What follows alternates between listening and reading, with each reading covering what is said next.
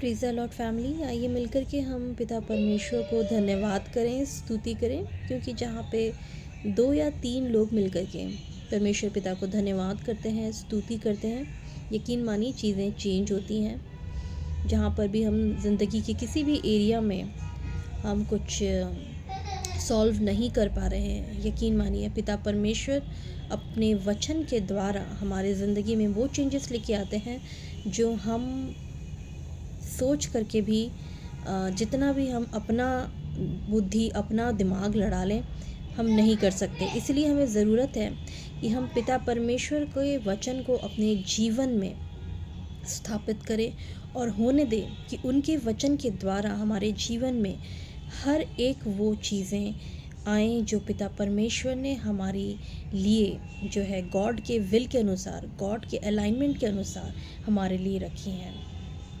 धन्यवाद पिता परमेश्वर तेरा आज के इस सुंदर दिन को देने के लिए। पिता परमेश्वर, मैं धन्यवाद देती हूँ प्रभु पिता कि इस वक्त जो भी मेरे साथ ये वचन पे मनन कर रहा है या जिस भी समय प्रभु पिता उसके पास आपका ये वचन पहुँचे, पिता परमेश्वर मैं आपसे प्रार्थना करती हूँ कि आप उनके आत्मिक कानों और आँखों को खोल दें और होने दें पिता परमेश्वर कि उनके जीवन में एक नया डायरेक्शन आने पाए। और अपने इस डायरेक्शन जब आप देते हैं पिता परमेश्वर अपने पवित्र आत्मा के द्वारा, तो होने दे पिता परमेश्वर कि आपके वचन जो है उनके जीवन में कार्य करे और बहुत सा फल उनके जीवन में आने पाए। इस प्रार्थना को मैं अपने प्यारे प्रभु यीशु मसीह नासरी के नाम से मांगती हूँ, इसे सुन और स्वर्गराज में ग्रहण कर, आमीन। आज का जो वचन है बहुत ही पावरफुल है, जो कि इब्रानियों का 36 है, जिसमें कहा गया है क्योंकि तुम्हें धीरज धरना आवश्यक है ताकि परमेश्वर की इच्छा को पूरी करके तुम प्रतिज्ञा का फल पाओ। क्योंकि तुम्हें धीरज धरना आवश्यक है ताकि परमेश्वर की इच्छा को पूरी करके तुम प्रतिज्ञा का फल पाओ। मेरे भाइयों मेरे बहनों, यहाँ पे पिता परमेश्वर ने हमें क्या कहा है इस वचन के द्वारा? पेशेंस, धीरज धरना बहुत ज़रूरी है। कई बार हो सकता है कि आप किसी चीज़ को बहुत लंबे समय से जो है मांग रहे हैं पिता से, और वो अभी तक आपके जीवन में जो है अभी तक वो चीज़ पूरी नहीं हुई है। हो सकता है कि कई लोग बीमारी से जूझ रहे हैं और उनके पास अभी तक उसका जो है आंसर नहीं आया, हीलिंग नहीं मिली है। हो सकता है किसी को कि किसी रिलेशनशिप में वो हैं और अपनी शादी के लिए वो देख रहे हैं, लेकिन उन्हें अच्छा जीवन साथी नहीं मिला है। हो सकता है कि अपने मैरिज में जो है उनको साथ होने के बावजूद भी वो इकट्ठे नहीं हो पा रहे हैं, उसमें उनको कोई आंसर नहीं मिल रहा है। अपने रिलेशनशिप्स को लेकर के, अपनी जॉब को लेकर के उनके प्रॉब्लम आ रहा है, नई जॉब की तलाश में है, जहाँ पे वो काम करते हैं वहाँ पे स्ट्रगल हो रहा है, फाइनेंसेस में दिक्कत है।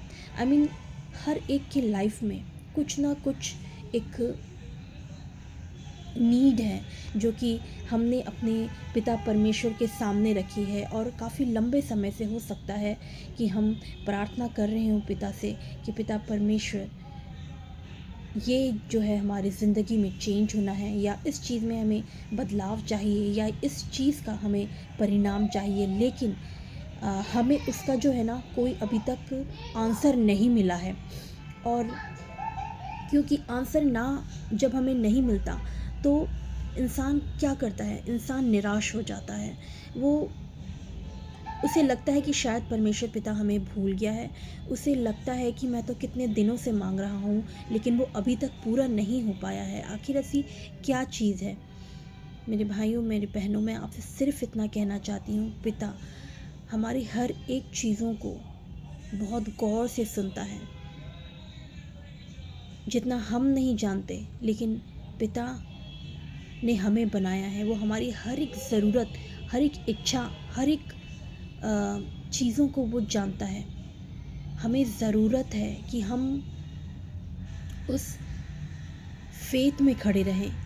जिस भी लोगों की चीज़ें अभी तक वो पूरी नहीं हुई हैं, आप ये समझिए कि ये आपका सिर्फ अभी एक प्रोसेसिंग टाइम है, प्रोसेस हो रही है चीज़ें।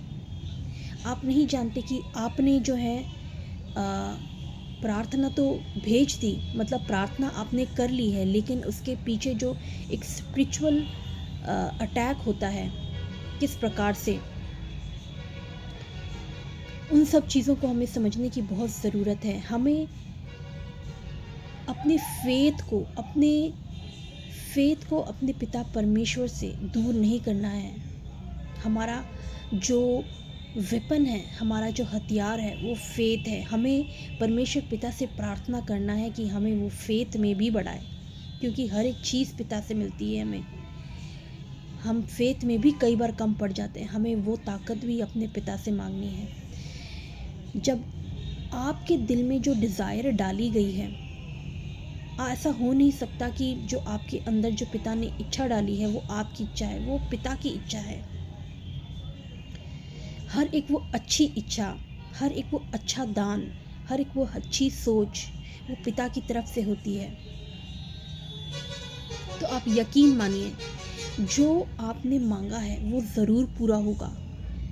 सिर्फ हमें उस प्रोसेस में, जो ये टाइम पीरियड चल रहा है प्रोसेस का, उसमें हमें अपने आप को जो है संभाल के रखना है, फेथ में बने रहना है, वचन में बढ़ते रहना है, और इस चीज़ को नहीं भूलना कि इस पृथ्वी को, इस पूरे संसार को जिसने बनाया है वो हमारा पिता है। उसने हमारी हर एक छोटी सी छोटी और बड़ी सी बड़ी चीज़ों को दिया है, हर एक चीज़ को, हर एक मांग को पूरा किया है। वो इन सब चीज़ों से जो हम अभी तक नहीं आई हैं, जिसका हमें अभी तक परिणाम नहीं आ रहा दिखाई दिया है, यकीन मानिए वो सारी चीज़ें प्रोसेस में हैं। आपको सिर्फ अपना फेथ वहाँ पे रखना है। आप अपना फेथ वहाँ पे रखिए, निराश मत होइए। जैसे आपको मालूम है कि दानियल ने जब अपना फास्ट रखा था, तो दानियल को जो है स्वर्गदूत ने क्या उत्तर दिया था कि तुम्हारा तो उत्तर पहले दिन ही पिता परमेश्वर ने भेज दिया था, लेकिन बीच में जो तुम्हारा उत्तर है वो जो शैतान ने किस प्रकार से रोके रखा, किस प्रकार से लड़ाइयाँ चली उस उत्तर के लिए स्वर्ग में।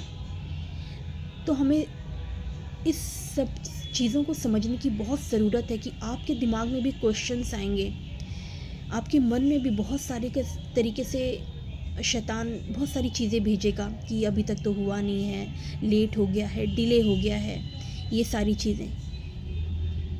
आपको इन सभी चीज़ों से बाहर निकलना है और अपने फेथ को उस पिता पर बनाए रखना है जिसने आपको बनाया है। मैं विश्वास करती हूँ कि आप मेरे इस मैसेज को समझ पाए होंगे और आप अपना विश्वास, अपना फेथ, अपना पेशेंस पिता परमेश्वर पर नहीं खोएंगे, क्योंकि आपका फल आपको ज़रूर मिलेगा। जो पिता परमेश्वर ने इच्छा आपके मन में रखी है, जो इच्छा पिता परमेश्वर ने आपके जीवन के लिए रखी है, वो ज़रूर आपके जीवन में पूरी होगी। इस प्रोसेस को आप परमेश्वर के वचन के द्वारा ज़रूर पूरा कर पाएंगे। आपको ज़रूरत है कि आप अपना भरोसा पूरी तरीके से परमेश्वर पिता पर रखें। पवित्र आत्मा इसमें आपकी सहायता करेगा। आप अपने आप को निराश ना करें, कुड़कुड़ाहट ना रखें अपने मन में, और वचन में बढ़ते जाएं, अपने आप को नम्र करें। आपको आपका रिवॉर्ड ज़रूर मिलेगा। आई होप कि मैं आपको समझा पाई होंगी इस मैसेज के द्वारा, और मैं आपको मिलती हूँ मेरे नेक्स्ट वीडियो में।